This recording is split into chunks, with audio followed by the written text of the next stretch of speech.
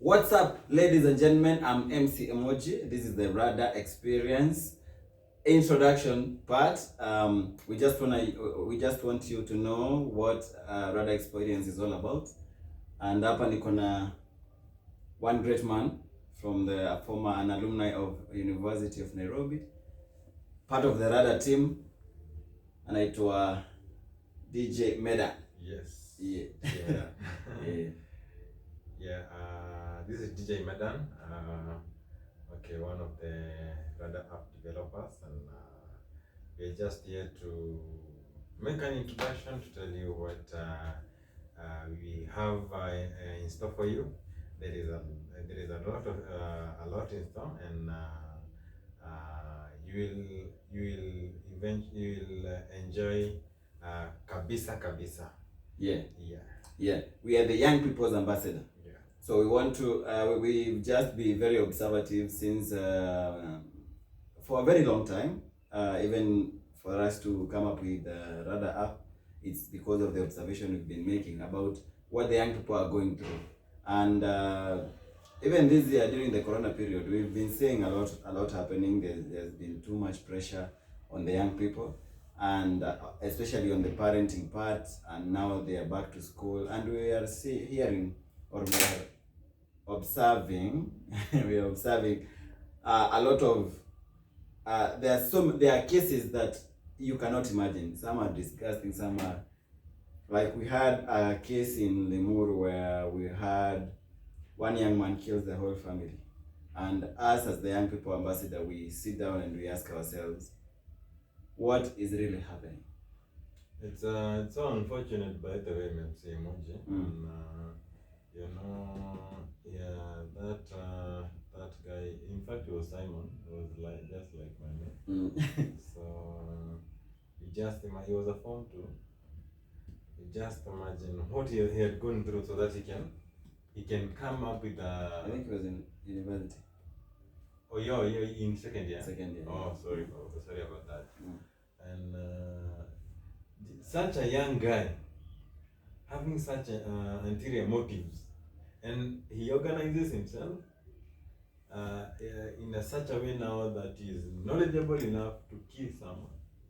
Yeah. And also, I saw some people were trying to analyze what was going on, and I think he was the person who said that he had watched a certain movie. I can't remember the title. It was a horror movie. It was the title of the movie was Eve. I don't know what Eve. Something. Killing Eve or something. Killing Eve. Yeah. So, and even the morality cop, Dr. Ezekiel Mutua, yes, came out to say that parents, you should not expose your kids to horror movies, to some movies and such. But as the young people's ambassador, we cannot just conclude that it is the movie. It is not just the movie, because so many people watch that movie. Yeah. How comes it's only one case that killed from that? Yeah. And I'm pretty sure, Mr. Emoji, there are other horror movies that really exposes how you can kill someone. Yeah. And people have not done that yet. There's even a series called How to Get Away with Murder. How to Get Away with Murder. You can imagine. So what if this guy had even watched this one? Maybe he could have killed his parent and got away with. So it's not just about the movie. Yeah, there must be somewhere where, as parents, as young people, as a society, as the government, we are failing, and not unless we just come out and hold such conversations, we will never know what the problem is. Yeah. And if you don't know what the problem is, you can't find a solution. You can find a solution. Yeah. So that's basically why we have the RADA Experience. We'll be having it on Facebook, on YouTube, on Twitter, on Instagram, and we'll think about putting it in the podcast also. But that's debate out. Each and every Wednesday, we will have this experience, and we'll be talking a lot. According to the things that are happening. Yeah. Like for example, right now the main topic of the day is students are burning down schools. Yeah, I don't know, and that was a habit of some years back. I don't know why it is come back. It is coming back. It has come back during our times. Junior times. And the emoji. Hey, wamechoma shule. People used to ban down schools, but now we have to think: is it the influence that they had when they were in school, or is it the pressure that they have in schools, or because there is a suggestion or a proposal that we should ban, okay, not ban ya kuchoma, ban ya kuondoa boarding schools. So they think that boarding schools are the ones that are causing. But now you see, as a whole system, as a whole government, there is no way you can just come out and make a decision without conducting a survey in these schools. And that's why we usually talk about involvement of young people in the decisions. Very true. So these guys have sat in the offices and they have thought, these guys must be going through this because they don't want boarding schools. But in real sense, if they went to the schools that are burning down those schools and asked them what is really the problem, and they carry out a very intensive survey, they will be able to know exactly what needs to be done. Because once they do away with the boarding schools, what about the students who come from Marsabit and in Marsabit they don't have a good school? They can only find a good school in Nyeri or in Kisumu or in Nairobi. Or even if they have a good school in Marsabit, they want to go to far places. Like myself, I went to high school that was very far from my place, and I really liked it. You love the adventure. The adventure and going and even you see, they are proposing that they ban now the boarding schools. But not the same, you see. Like myself, from my village, there was a day school that was striking like each and every time. Like each and every. It was a day school. It was a day school, and even the reasons of their strikes were not even genuine. They just wanted to strike.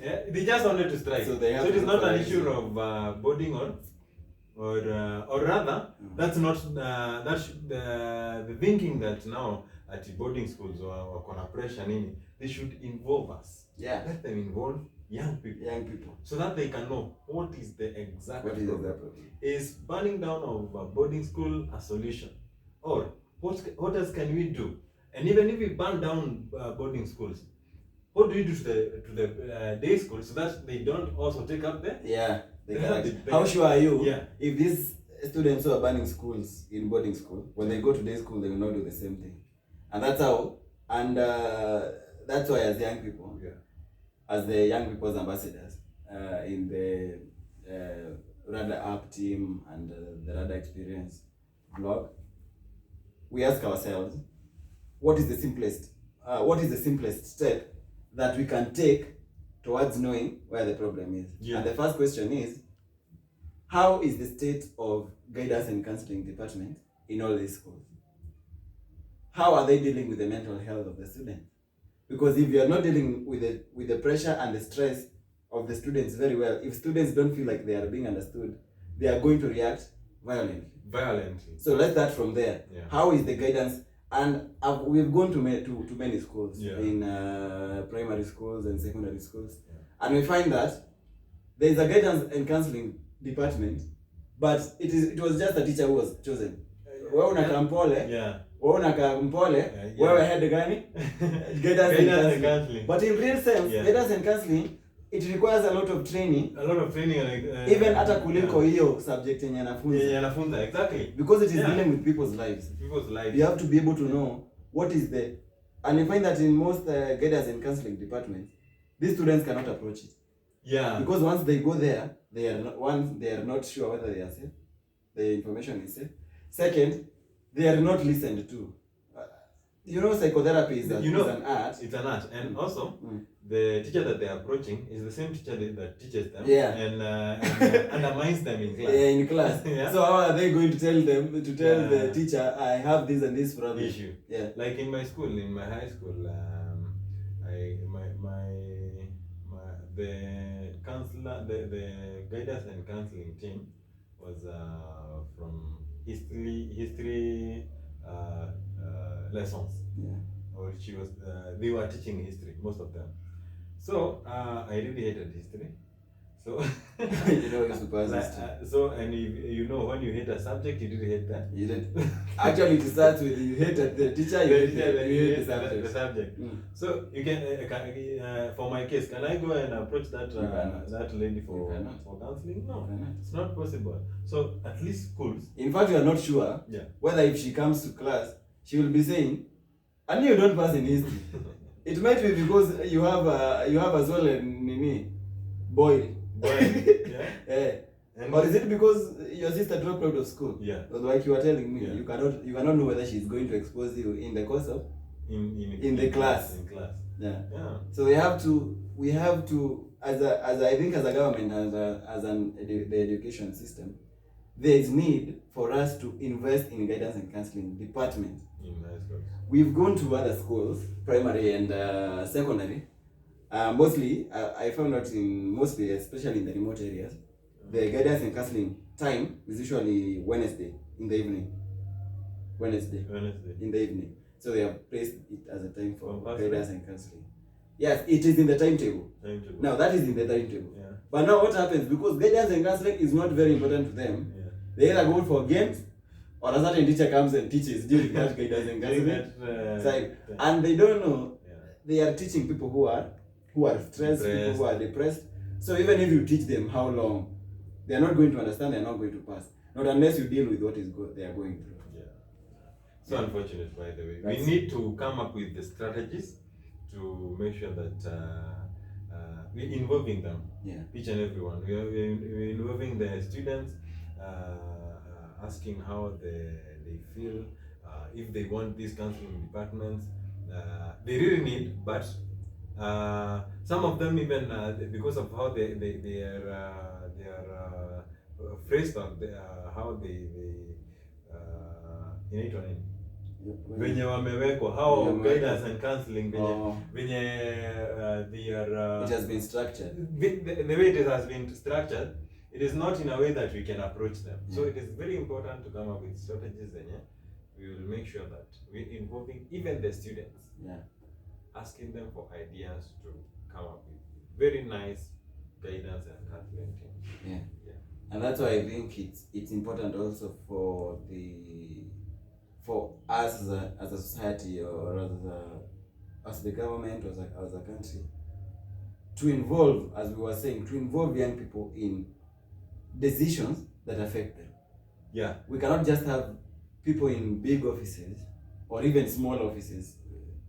So long as you're making a decision that concerns young people, you have to consult with the young people, and not just consult. You have to. They have to be part of that committee that is making the decision. Because like right now we have in terms of the policies and the laws, we have so much going on as a country, and there are laws that need to be changed, and a lot like of money, PPI, like PPI, and there's a lot of money being invested there. Now, whether we are not saying you are supporting or you are not supporting, that's your decision to make. But as young people, we have to ensure that by the time you are coming to support or to not support, you are making that decision out of an informed. Your decision is informed. You already know what it is about, and you are making a conscious decision saying, I don't support or I support because of this and this. I really think even the very first thing is to make sure that we are being involved in the forming of the document. So they might have seemed like they wanted us to participate, but we didn't need ourselves to make sure that we are in that table that is making that document. Another problem is the reason even if, let's say, young people will be involved in making the document, all the young people still need to read it. Very important. You know why? Very important. You know why? Because as per our country, what happens is it's easy to buy people because people are desperate. They don't have money. It's easy to buy people. So you might be having young people representing you in making that document, but these guys, have you ever gone to the streets and met that game inaitwa karata ile hapo? Anakuambia hii utapata, hii hautapata, hii hautapata. Angalia tena, this one you will get, this one you won't get, this one you won't get. And then wanakuambia wekelea pesa yako hapo. Wewe unaona hapo kuna watu kadhaa. wengine wanaekelea hapa, wengine wanaekelea hapa, wengine wanaekelea hapa. Wewe unaekelea hapa. Na hutawahi pata. Huwezi pata. Na hawa watashinda. Kuna mwingine atashinda hapa kwa hii team, lakini wewe hutashinda. Unaona? Chenye uko wangu ukijua ni ati even the other guys who are pleasing that money there, they are part of they are part of that game. Of the game. Yeah. So that game is theirs. So you think you are playing with them. Mkilose unadhani mna lose nyinyi wote. But in real sense, wewe ndo una lose. Unaona? So it's possible for you to have young people representing you in making of those documents, but those young people are a part of that other team yenye nataka kuwafinyilia. So it's very important for young people, each and every young people, to take responsibility of it. To know that it is their responsibility to read that document and be able to interpret. Yeah, very important. So even in policy making, and also making sure that now implementation, because reading will now help us now implement and know where should we go, where not to. I think that's a good thing to do. So ladies and gentlemen, we have a lot in store for you. We'll be talking about teen pregnancies, mental health, sexually reproductive health. We have alcohol and drug abuse. We have emerging issues that concern young people. So this will be just about the young people, and we are acting like young people ambassadors. Please follow us at RADA app in all platforms: Instagram, Facebook, Twitter, and on YouTube. So maybe see you. Maybe before you finish up, Emoji, I'll just like to tell our viewers that we are going to launch our very first RADA experience on Wednesday next week. Stay tuned. Please subscribe, just as I had said, on our YouTube channel, as well as follow us on all our social media pages, RADA app. And I think next Wednesday, you guys are gonna like it. Cheers.